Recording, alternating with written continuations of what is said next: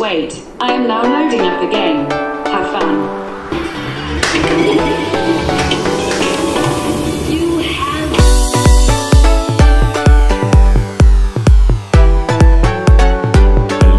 Hello. Well, hello. Hey guys. Thought I'd share my my virtual pinball project.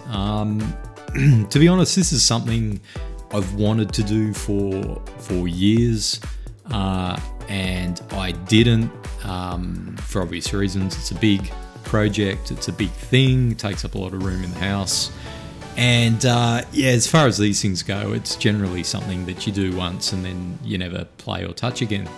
But look, I eventually came to the conclusion, nah, you know what, I've been thinking about this for so long, to hell with it, let's just go and build it. So I did, and yeah, so let's get into it, I guess, is probably what we're going to do here. I'm just going to sort of go through these images. Oh, look, there's another thing. I'll just preface this by saying, you know, it is a complicated project, but it's not beyond the reach of anyone. I have very, very limited soldering skills. I know bugger all, next to nothing about electronics, and you know, I've got the basics of computers. So, and obviously I'm not a carpenter. So I built this thing, you know, and when I set out to build it, I wanted it to look just like my real pinball machine. I wanted it to look professional. I want it to look nice, you know, because it's going to sit in my house. So that being said, you know, you can do it. You just got to work through it bit by bit, slowly. And there's tons and tons of resources out there. I mean, like a S-load of resources. The main one, the route I went down is all pretty much DIY, but you can buy a lot of kits and a lot of ready-made parts that you can just plug and play.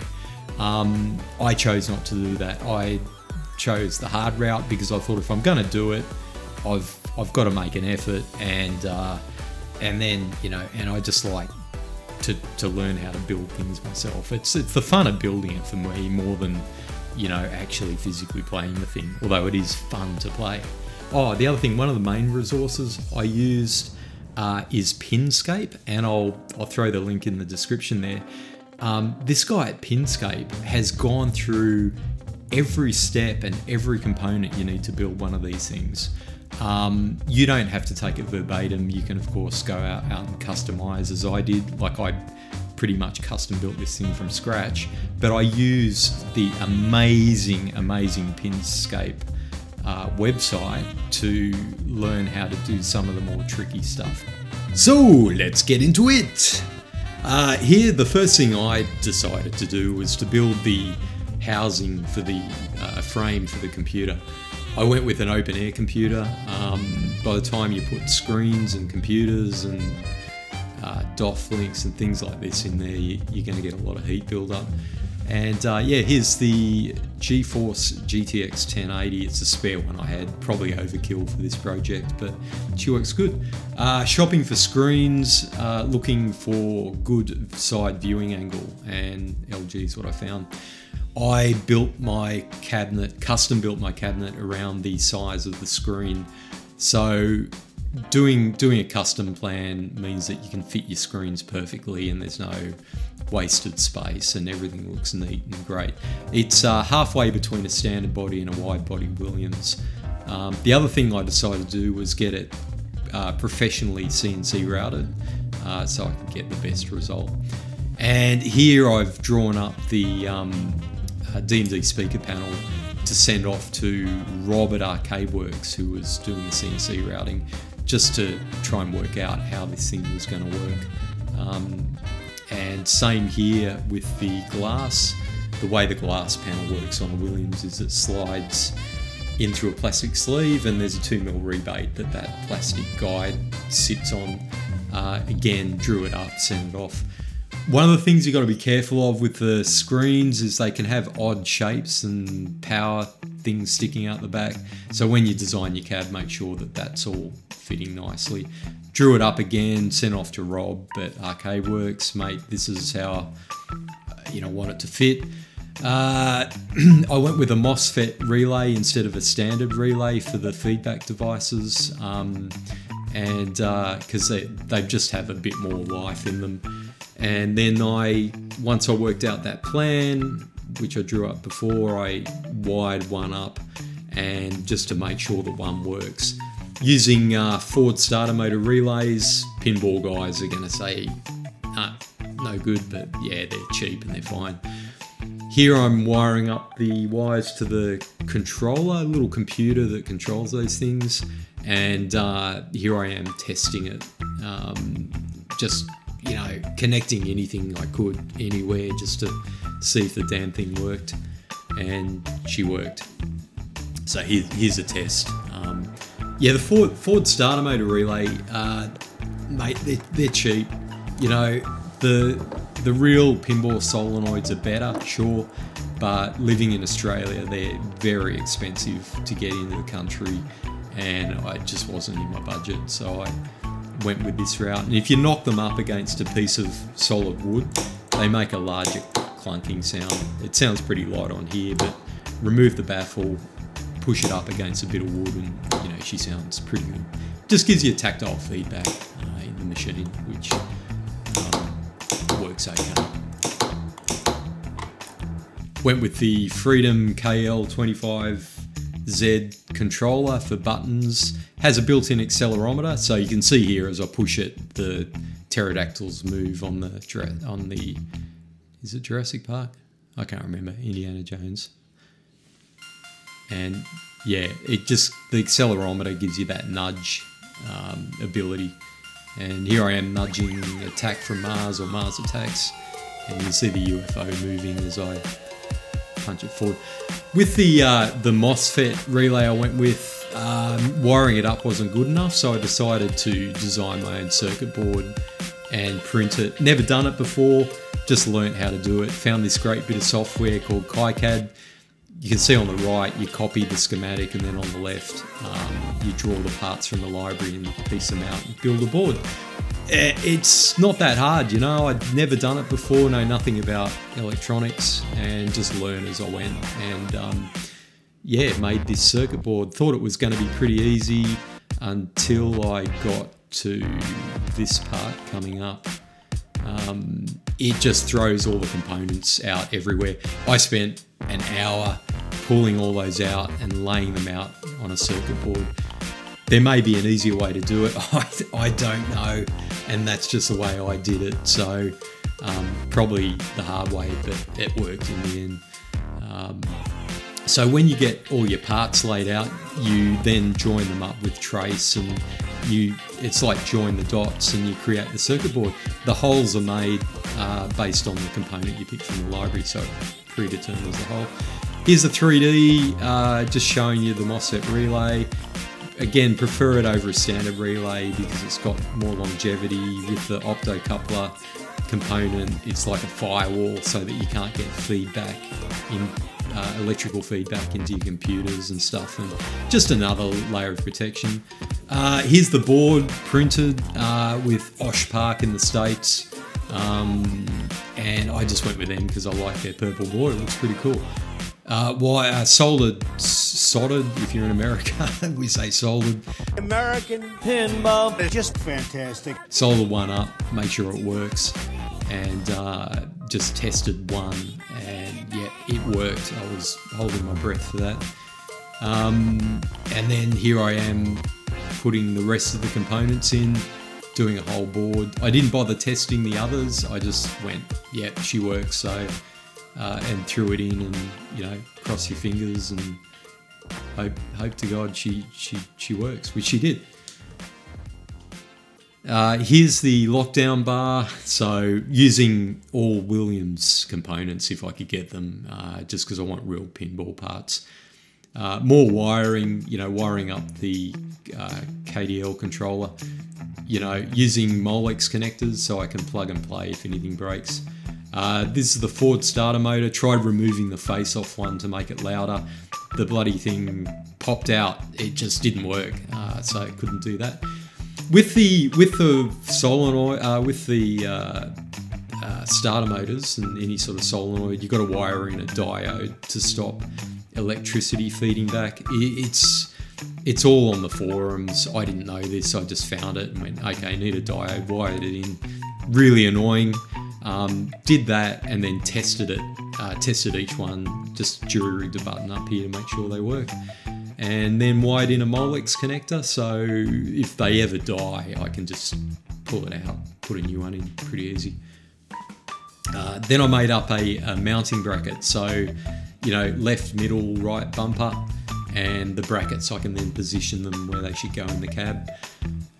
Measuring up the hole for the lockdown bar, because I needed a hole for that thing to plug in.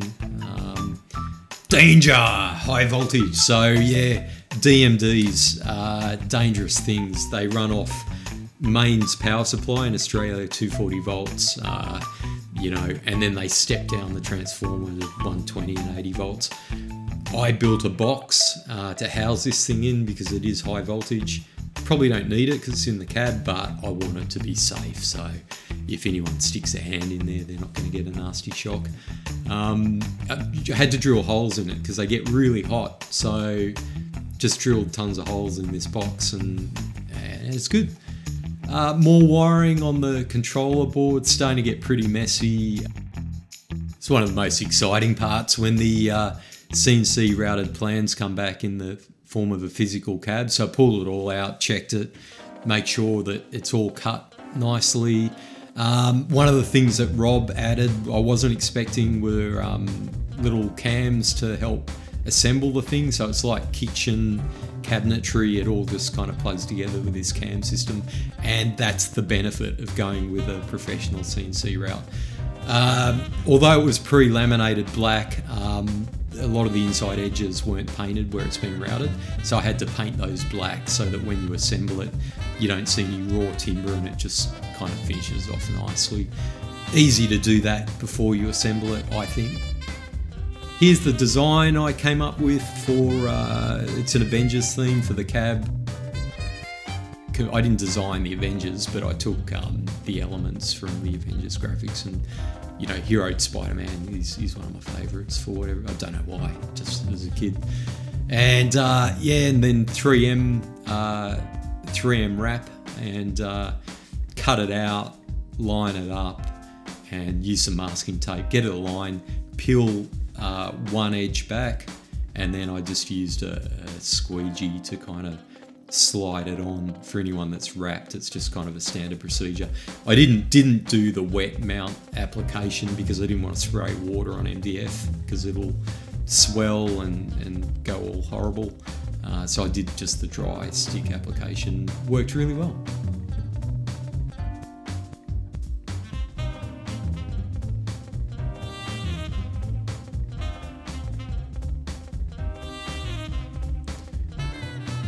Just standing back and admiring my handiwork because I thought I was going to bugger this up, and touch wood, it went through pretty well.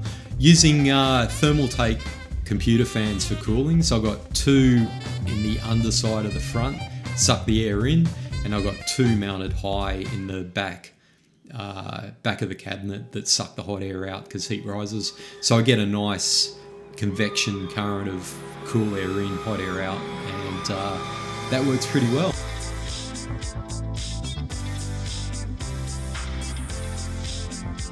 And here are the fans on the back cabinet and the underside of the cabinet before I assemble it. Got some $5 speaker grills on eBay for the speaker panel. Just finish it off. There's the DMD plasma, mounting that to the speaker panel, not with sticky tape. I just use that to kind of guide it, and then I screwed it in, and yeah, it looks pretty good. It was meant to stick through that hole, but I underestimated the size of the hole by 2 mils. Put a real Williams plunger in my cabinet, had to make a faceplate because a mounting plate because the cabinet was too thin to mount the plunger, and here's the faceplate that I doctored up just out of bits of aluminium. You've got to kind of adapt and improvise with some of these things to make them fit.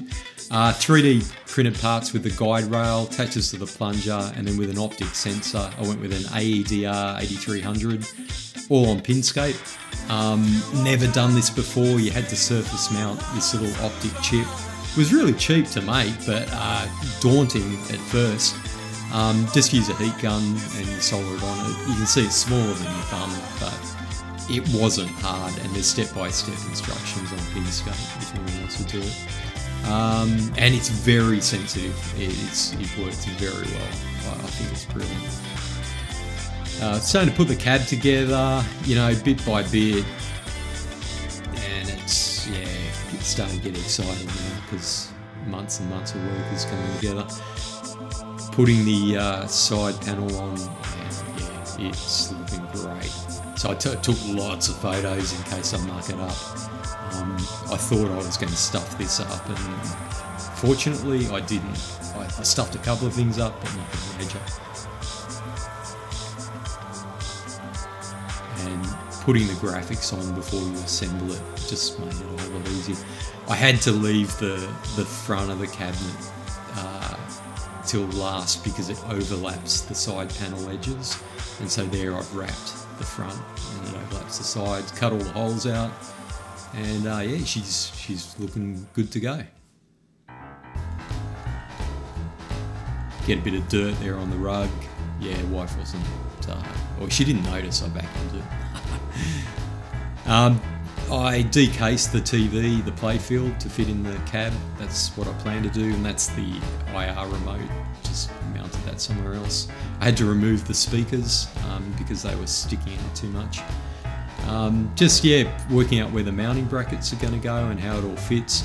Side rails, had to cut the Williams side rail because this is a custom cabinet. Nothing standard will fit, so I had to cut a lot of pieces to make everything fit. Just did a quick test, make sure that, you know, it's all kind of fitting and working before I put it together. And oh yeah, I got this medieval prototype lockdown bar from, I think it was Marco Specialties, or it might have been someone in Australia, but yeah, that was a bonus. Yeah, here's the TV mounting to the shroud for the playfield. You need a shroud to cover all the ugly bits of the TV. It just looks nicer. And otherwise you're just seeing a TV, which doesn't look too good, I think. Yeah, had to get under the cabinet, screw in the mounting brackets for the playfield, just to support the TV, because the shroud isn't enough to support it. And yes, they are crooked, I know.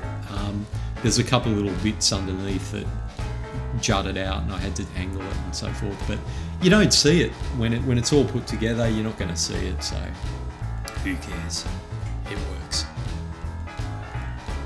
Starting to put the back box together.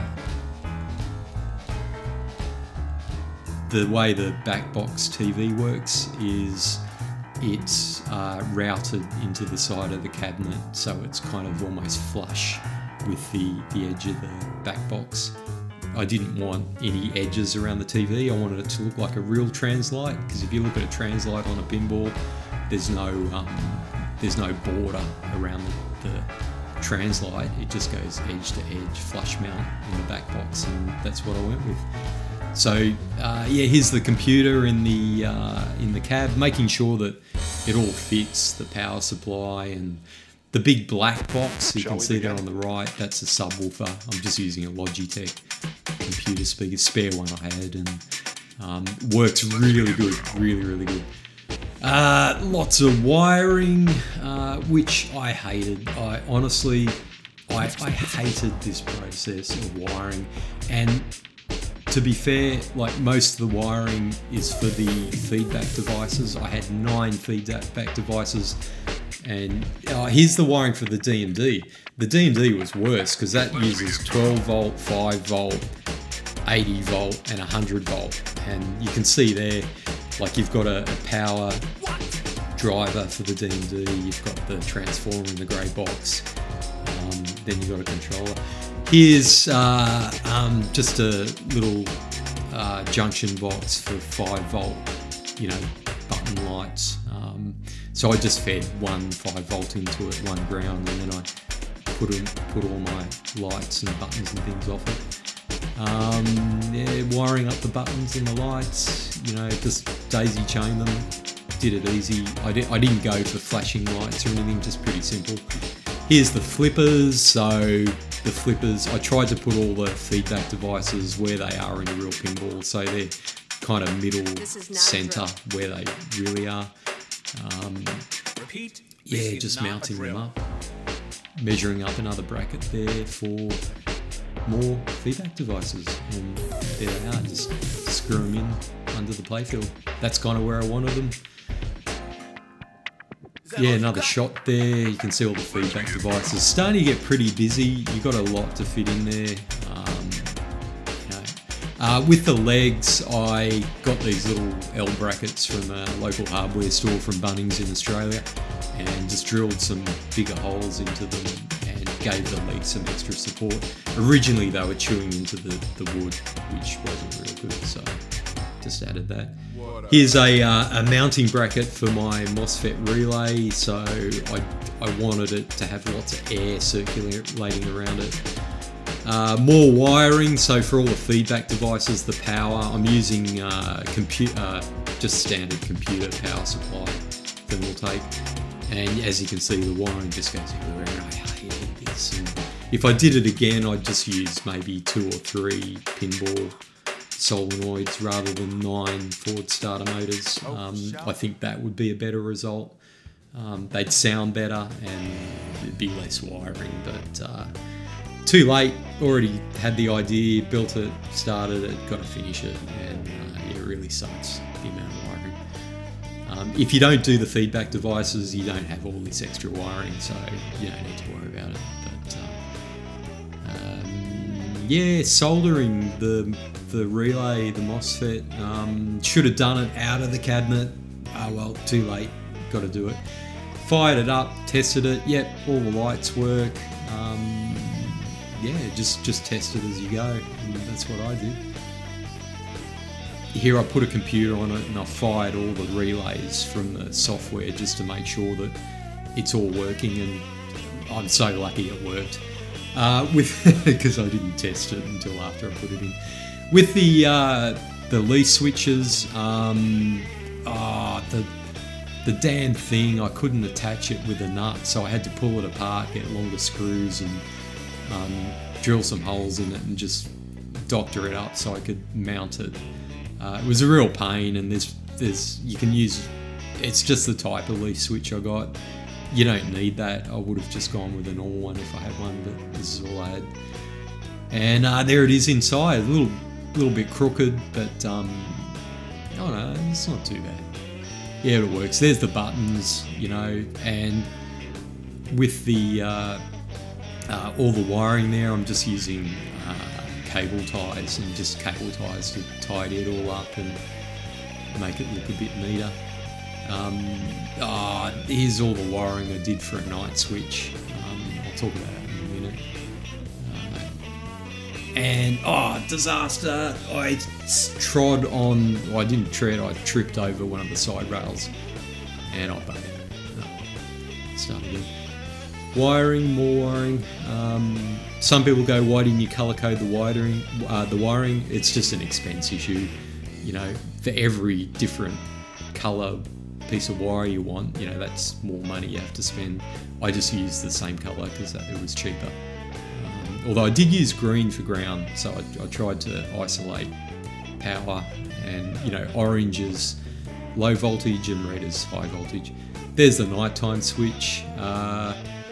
You know, wiring that in, starting to tidy it up here with cable ties. You can see all the Molex connectors, anything goes. I'll just unplug it, fix it, plug it back in. And when I measured the hole for the cabinet door, there were little notches I didn't account for, so I had to chisel those out. And you make mistakes like this, but that's part of the project. You know, I should have measured that 1,000 times, and I did, still got it wrong. Here's a nighttime switch. So basically the idea of this, I fabricated this up. You flick this switch and it will disable all the feedback devices. So if you're playing this thing at night time, you can operate it in a quiet mode. here's the shroud around the TV, so you can see it just kind of finishes it off and makes it look nice and neat. And yeah, another mistake.